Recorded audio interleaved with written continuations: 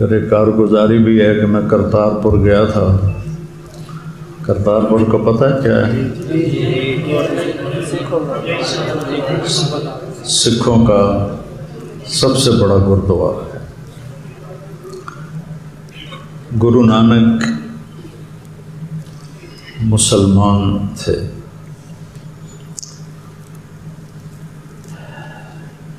پتہ نہیں یہ سکھ مذہب کہاں سے بن گیا. ننکانہ صاحب میں پیدا ہوئے. تقریباً 10 سال مکے میں گزارے انہوں نے. پوری دنیا کی سیاحت کرتے ہوئے آخری زندگی کے 18 سال انہوں نے کرتارپور میں گزارے، جو ننکانہ سے 10-15 کلومیٹر. اس وقت وہ جنگل ہی ہوگا، وہ پتہ نہیں کیا کرتے تھے.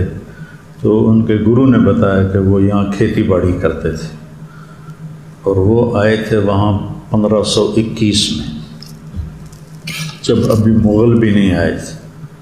بابر نے پہلا حملہ کیا ہے 1524 میں، اور پانی پت کی لڑائی ہوئی اس کی ابراہیم لودھی سے، جس میں ابراہیم لودھی کو شکست ہوئی اور بابر کی حکومت قائم ہوئی. تو وہ اس سے بھی 3 سال پہلے. جب ان کا انتقال ہوا، یہ ان کی روایت ہے، مجھے لگتی تو نہیں کہ یہ صحیح ہے، کہ مسلمان اور ہندوؤں میں جھگڑا ہو گیا. ایک نے کہا ہم مسلمان ہیں، ہم دفن کریں گے. ہندو نے کہا ہندو ہیں، ہم جلائیں گے. پھر فیصلہ ہوا چلو صبح دیکھیں گے کیا کرنا ہے. تو صبح ہوئی تو ان کی لاش غائب تھی. تو ان کی صرف ان پر پڑی ہوئی چادریں، پھول تھے. تو آدھے پھول اور چادریں مسلمانوں نے قبر بنا دی، وہ قبر وہاں بنی ہوئی ہے. اور آدھے پھول اور چادریں ہندوؤں نے جلا دی، وہاں سمادھی بنی ہوئی ہے. تو وہ ان کے لیے ایسے ہے جیسے ہمارے لیے مکہ، اتنا مقدس ہے ان کے لیے. تو وہ ان کے جو گرو تھے، انہوں نے اتنا استقبال کیا، ایسے آگے پیچھے. اور 47 ایکڑ میں وہ بنا ہوا ہے. 47 ایکڑ. انہوں نے پھرا میری مت مار دی. اور وہاں بغیر ٹوپی کے نہیں جا سکتے. جوتا بھی نہ ہو، جرابیں بھی نہ ہوں، ننگا سر بھی نہ ہو. وہاں سب ٹوپیوں والے، تو وہاں ٹوپیاں پڑی ہیں وہ پہن لیتے ہیں. تو وہ لے گئے اپنے گرودوارے میں، جس میں وہ 1921 میں مہاراجہ پٹیالہ نے بنایا تھا. تو وہاں ان کی نفلی عبادت ہو رہی تھی.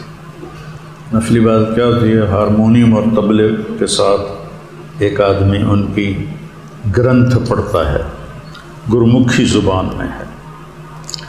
تو اس نے ہمیں وہاں بٹھا دیا. اس میں ہندوستان سے آئے ہوئے سکھ اور ہندو بیٹھے ہوئے تھے. وہ تو نفلی عبادت کر رہے تھے. تو جب ہم وہاں پہنچے، بیٹھنے کے تھوڑی دیر کے بعد اس نے ان کو ایسے اشارہ کیا، وہ چپ ہو گئے. تو مائک لے کر کہا کہ سارے بھائیاں نوں جی آیاں نوں، جڑے باہروں آئے نے، جڑے پاکستانوں آئے نے، سب جی آیاں نوں. تے اج ساڈے کول جویں تواڈے وہ انڈیا والوں سے کہنے لگے، جویں تواڈے ڈاکٹر ذاکر نائک نے، ساڈے پاکستان دے مولانا طارق جمیل نے، تے انہاں نوں اسی چادر پاؤنی. وہ میں گیا تو انہوں نے ایسے 2 چادریں مجھے پہنائی. پھر کہنے لگے ایک تھوڑی جی گل بھی کرن گے.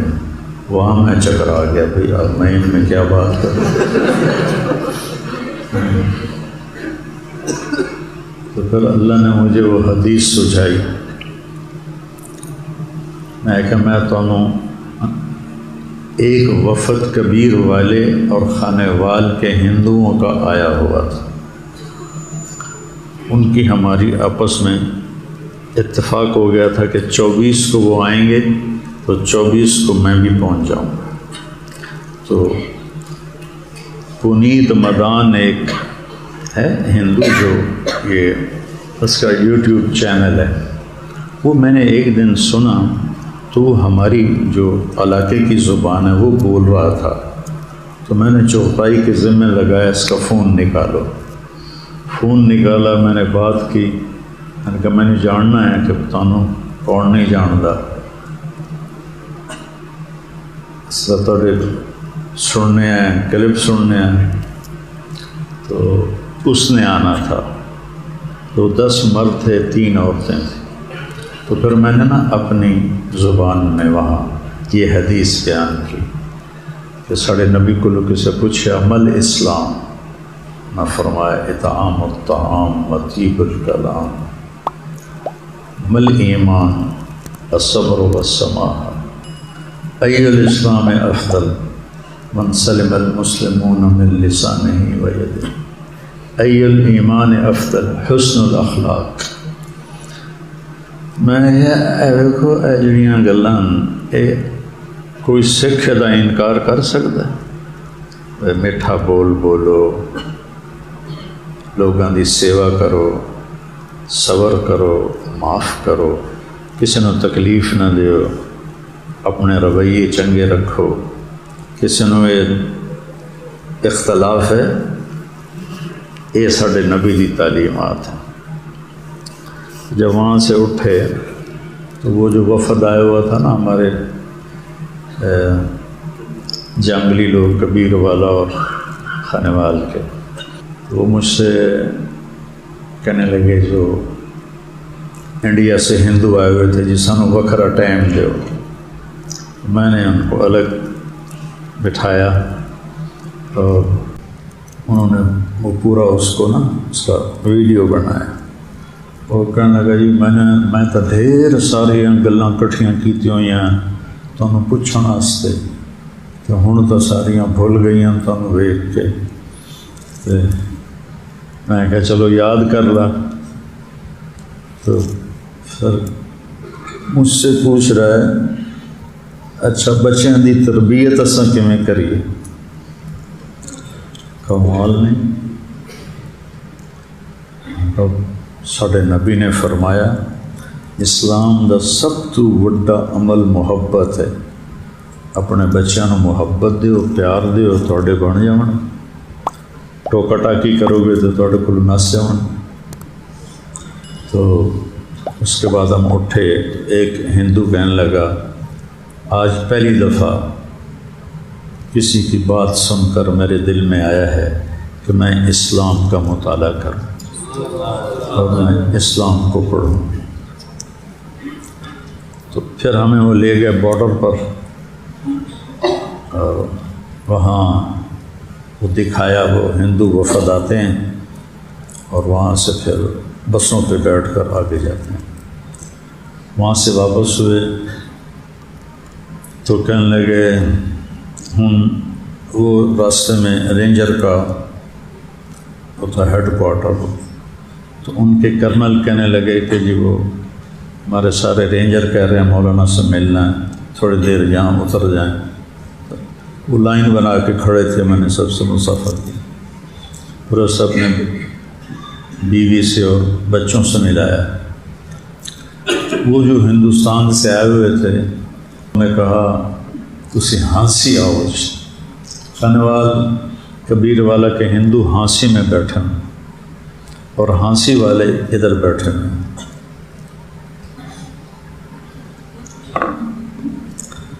اسی اپنی بولی والے کٹھے اساں ہیں، بڑیاں گلاں وسے میں کہ اچھا تسی دعا کرو۔ تو اللہ تعالیٰ نے اپنے فضل سے وہاں بات ہوئی جہاں کوئی اور مسلم بات نہیں کر سکتا۔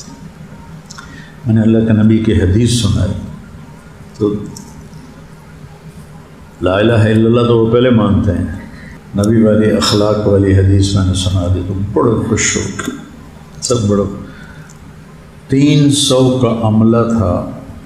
بابے گرو نے مجھے یہاں سے پکڑ پکڑ کے سب کے ساتھ فوٹو کھنچوائیں. میں اتنا وہاں چلنے سے نہیں تھکا. 47 ایکڑ پھر آیا جتنا میں فوٹوؤں سے تھک گیا. پھر وہ جو ہندو آئے ہوئے تھے وہاں سے, انہوں نے دیکھا کوئی بڑا ہی مہاراج ہوگا, وہ بھی بھاگ بھاگ کے, مجھے جانتے ہوئے نہیں تھے, میرے ساتھ سیلفیاں بنا رہے تھے, میرے ساتھ فوٹو کھنچوا رہے تھے. تو اس طرح اللہ تعالیٰ نے اپنے فضل سے محبت, چونکہ میرے بیان میں زیادہ اخلاقیات ہوتے ہیں نا, تو یہ تو ہر ایک سنتا ہے. ہندو بھی سنتے ہیں, سکھ بھی سنتے ہیں, عیسائی بھی سنتے ہیں, سارے سنتے ہیں.